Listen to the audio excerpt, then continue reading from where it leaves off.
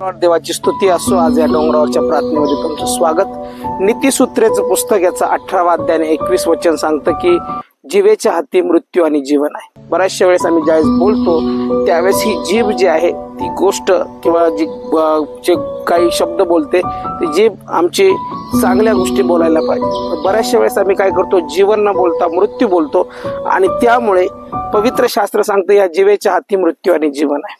मग आमची जीभ जी आहे ती जीवन बोलली पाहिजे। जर तुम्ही आज आजारी आहात, जर त्रासात आहात, जर काही सिच्युएशन मध्ये आहात, फायनान्शियल सिच्युएशन मध्ये तुम्ही असताल, त्यावेळेस तुमच्या जिभेतून जे शब्द तुम्ही काढता ते शब्द परमेश्वर ऐकतो आणि ते शब्द खरे करतो। मग पवित्र शास्त्र आम्हाला सांगतं 1 पेत्र 2:24 मध्ये की येशूला बसलेल्या माराने तुम्ही निरोगी झालेला। मग आम्ही बोललं पाहिजे, ज्यावेळेस तुम्ही त्रासात असता, आजारात असता, त्यावेळेस त्या आजाराला तुम्ही म्हटलं पाहिजे येशूच्या नावामध्ये, येशूच्या फटक्यांनी, खाल्लेल्या फटक्यांनी मला आरोग्य प्राप्त झालेलं आहे आणि मी निरोगी आहे। आणि ज्यावेळेस तुम्ही असं बोलता त्यावेळेस ते वारंवार बोला, कबूल करा आणि जीवन बोला।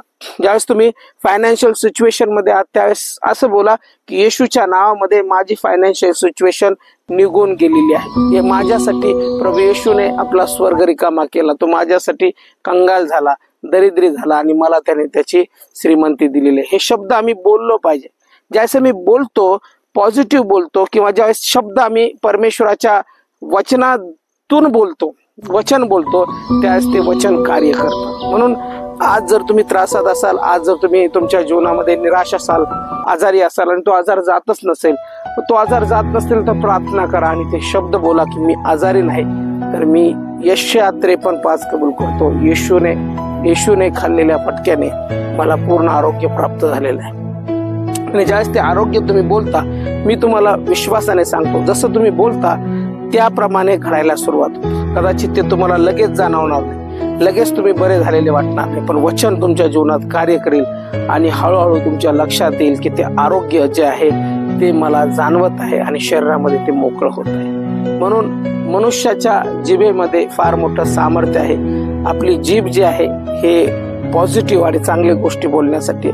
चांगलं बोला आणि परमेश्वर निश्चित रीतीने चांगल्या गोष्टी तुमच्या जीवनात करेल। Thank you so much. मी प्रार्थना करतो, प्रभू येशू मी प्रार्थना करतो जिभेच्या हाती मृत्यू आणि जीवन आहे, म्हणून जे मला ऐकत आहे त्यांची जीभ चांगलं बोलो, आरोग्य बोलो, शांती बोलो, कृपा बोलो आणि परमेश्वरा अद्भुत कार्य बोलो। प्रभू येशू हे सामर्थ्य तो आमच्या जिभेमध्ये दिलेलं आहे। म्हणून प्रभू येशू जे मला ऐकत आहे जर आजारी असतील तर आज मी त्यांच्यासाठी आरोग्य बोलतो आणि वचनात सांगितल्याप्रमाणे ते आरोग्य त्यांच्या शरीरावर कबूल करतो। फायनान्शियल सिच्युएशन मध्ये असतील तर तीच परिस्थिती मी न बोलता बोलतो की आशीर्वाद त्यांच्या जवळ आहे। कोणत्या त्रासात अडकले असतील, त्रास न बोलता मी त्यांच्यासाठी चांगल्या गोष्टी बोलत आहे आणि येशू तू केल्यास त्याबद्दल आभार मानतो। प्रभू येशूच्या नावात मागतो, आमेन।